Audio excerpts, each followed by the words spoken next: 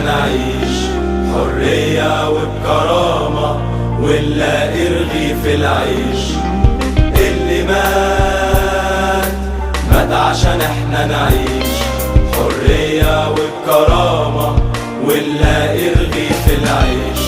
ايه يعني يشجع كورة في الكورة فرحه الوحيد؟ عاش الكيان الاهلي عمره ما كان عنه بعيد، وفي يوم كان بيهتف ضد ظلم النظام، ضد أقلية لسه حاكمة والشعب نام.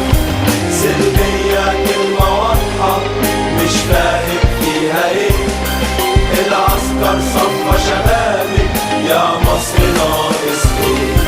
دولة رؤوس أموال والشعب دمه حلال، بس انت دمك غالي والمجد للنضال.